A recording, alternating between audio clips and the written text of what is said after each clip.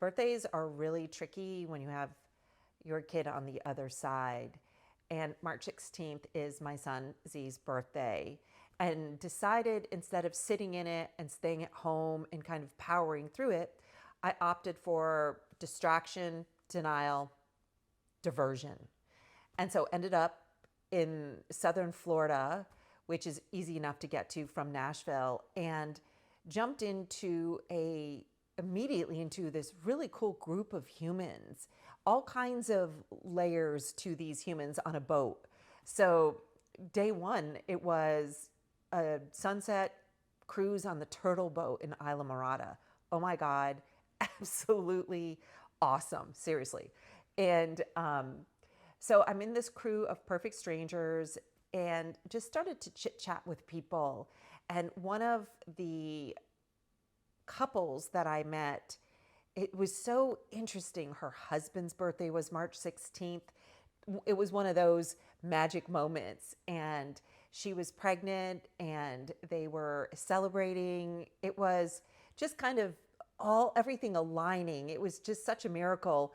And then I ended up hanging out with this older couple who were vacationing with their best friends. And they were like, "Hey Valerie, could you take a picture of us?" And this one woman who absolutely gorgeous said, "Could you just make sure you make me look younger?" And that was like, that just took my breath away, and realizing how much we grieve so many different parts and aspects and changes in our lives. And I'm looking at this absolutely gorgeous woman going, wow, like she feels uncomfortable in her older skin. And it was this huge awakening in this youth obsessed society that we live in. And it's really rough, honestly. I mean, on everyone, but really specifically women. And sometimes the biggest culprits to make you feel uncomfortable are other women. It's crazy. So I took the time to talk to her about it. I was like, please, you are absolutely gorgeous just as you are. And so we got into this much deeper conversation about embracing your age. And I feel it too, it's because in your 20s you're like peacocking, flirting, you're trying out adulthood and your sexuality and all of those different things with not a whole lot of wisdom. Not that you aren't really smart or sophisticated or whatever it might be, but you just haven't had the time on planet Earth to have that crazy life experience or to really even tap into a certain compassion for older people. You're trying out life. You're just beginning and it's fun. But as you kind of cruise along, you shed skin. Literally, you do. You start shedding skin, and it's a different world to take on, because the world in design is really about scooping up the youth, whether you're in fashion or in the job market or whatever it might be. The world looks at you very differently depending on what your age is, which blows my mind, because it's like, hey guys, the wisdom, the experience, the knowingness, tap into the older generation, versus now the older generation feeling insecure in their skin because they're not honored for the experience and wisdom that they have. They are judged by the way they look. It freaked me out because she was stunning on the outside, on the inside, which led to, of course, a much deeper conversation about life, as it always does with me. I swear it does. I just can't help myself because I find small talk to be very boring and trite, honestly. And I know small talk is a way to break into getting to know someone. But at this point, I'm like so impatient with it. And I don't know if that's just my age or a consequence of grief, where I'm like, okay, listen, can we skip all that and get into like the juice of like, what do you know and where have you been and what kinds of adventures have you had, versus, oh, look at the sun's going down, how pretty, how long are you here, blah, blah, blah, all that stuff. Anyway, So had this really deep conversation with this gorgeous woman. And as the sun was going down, All of My Love by Led Zeppelin, Robert Plant, starts playing. And I had mentioned that, and I think I did mention it in the previous episode of Grief Beats, that Robert Plant had written that for his son who had crossed over at the age of 5, I think in the 70s. And I just, looked into the universe and I was like, thank you so much for embracing this jump into distraction, denial, and diversion for me. And so the evening just kept going and going. I learned how to play darts in some really funky little bar called the Whistle Stop, and it was so fun. But cut to the next day, cruised down to Key West and walked in and out of that funky part of Key West and into more of the art gallery district, and went in and out of the shops, met people, chit-chatted. It was just such a nice levity added to such a heavy weighted day, and decided to treat myself to a crazy palm reading, psychic reading. When you see the sign and you see the crystals and you're like, oh my God, what's going on in there? And you always think, holy shit, I'm going to get ripped off or something like that, right? Well, at least that's what I think. I'm like, but you know what? Fuck it. I'm going to go in there and just celebrate this, what typically is such a sad day for me. And so I went in, and there's this older woman in her 80s, and she has great energy. So I say, okay, let's do this. And so she takes me into this little room with like smelly candles and, leather chairs, and sits me down. I handle the tarot deck, which looks like it's 100 years old. And she starts laying out the cards, and she just looks up at me and she's like, wow, there is a lot of kind of not darkness, but fog around you. And that I'm hearing you need to start living, that you just survive and you're just going through the motions, but yet you're not feeling and you're not living. And I'm staring at this woman going, okay, you're right. Like, she was so right. And I realized, and I talk about that fog a lot, that in grieving, at least in my experience, I haven't embraced or re-entered really living. I have this protection or this sadness wall around me where, like I spoke about this the last couple episodes, where it's always, I feel like there's a barrier between me and everything else. And it was interesting to hear it through this reading, from this random gypsy older woman in Key West. And she goes into, other things like, Valarie, you're too nice. You've had a lot of toxic people in your life. You need to really protect your energy. You need to heal your aura. I love all that stuff, by the way. I love it. I love it. I love it. And she then said, hey, do you meditate? You need to meditate more. And I just smiled at her, and I was like, yes, I do need to meditate more, because I honestly believe our connection through meditation is where the relief of grief comes from. Because with a really strong meditation practice and consistency within that, you can so tap into the universe and feel that oneness and that foreverness. Because honestly, like, tapping into just other humans, like-minded humans, and I do embrace that gypsy tarot culture. I love anyone exploring, the connection and the other side, and that intuitive voice that we all come in with. And I know sometimes it's hoaxy, and sometimes not everyone is on the up and up, but that is true for every profession, everywhere.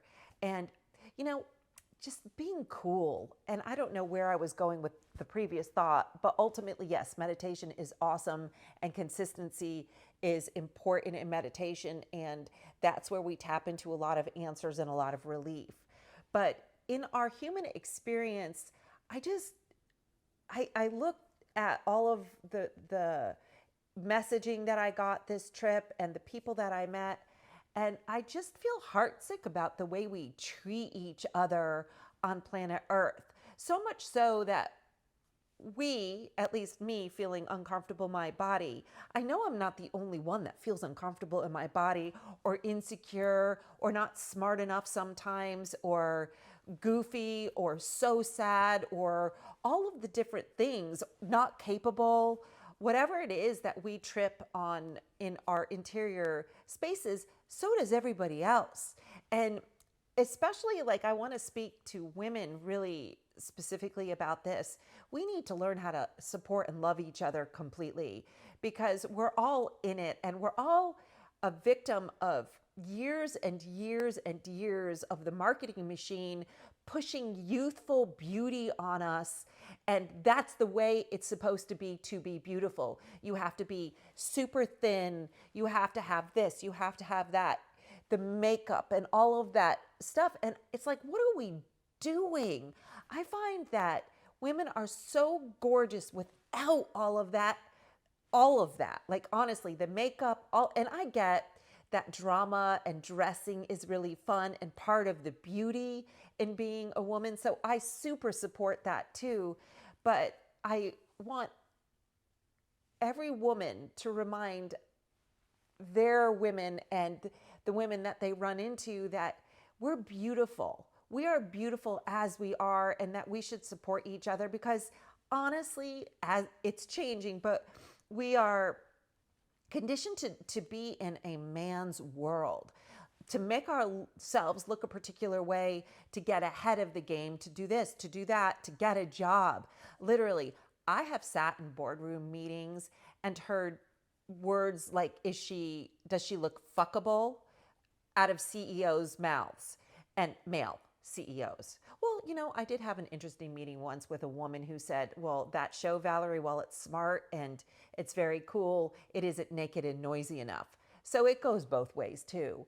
But if we can offer support and kindness and compliments versus criticism to fellow females on planet Earth, that would be such a beginning of how important women are on this planet.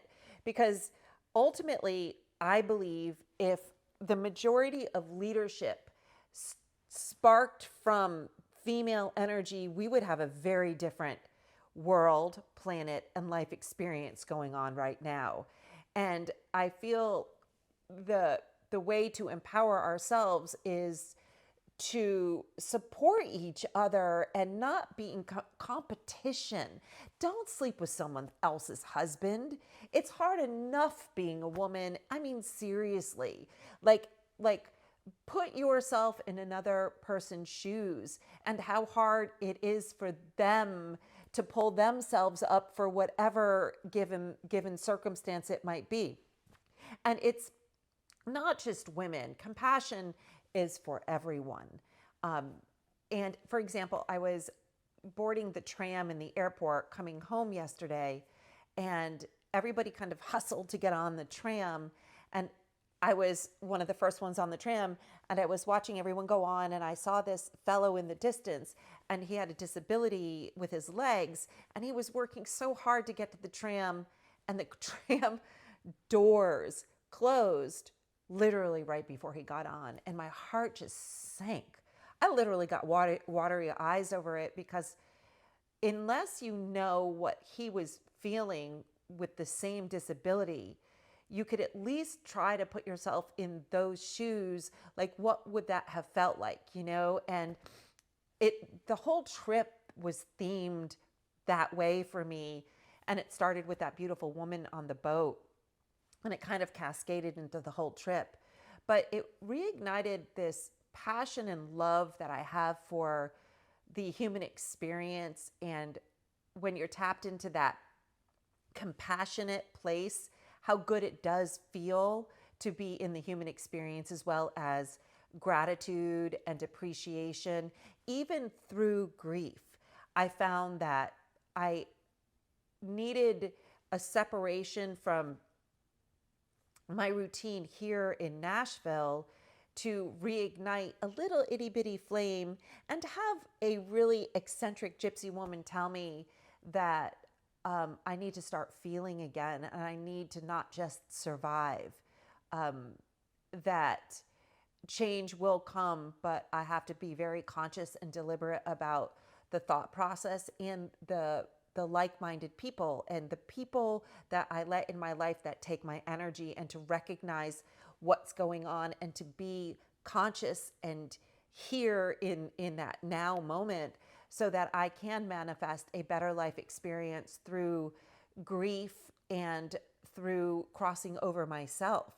So I highly recommend at times diversion, denial, even though denial is a little bit lower on the list, and distraction, especially around significant dates for a lost loved one, or a loved one that's on the other side now in your world.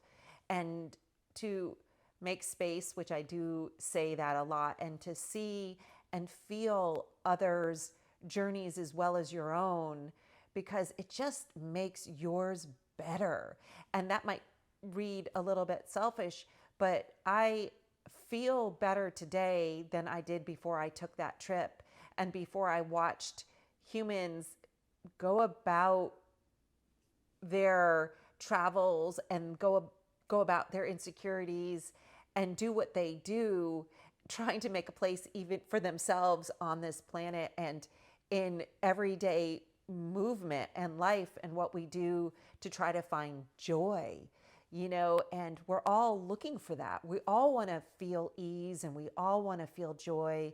We all want to feel compassion and supported, heard, loved, and to love. It's not that complicated in the end. That's the bottom line, to be a healthier, happier person. And it does start with consciousness and the ability to let yourself off the hook too, that you're perfect in your imperfection. You're perfect no matter the age, and you're perfect where you're at. And giving yourself those moments to really honor where you are now, where you're going, what you're dreaming. It's so big. And it does take effort, and it does take consciousness, but it's really worth it. It really is. So love each other. Absolutely love each other. That's the key. And love yourself too. Grief beats.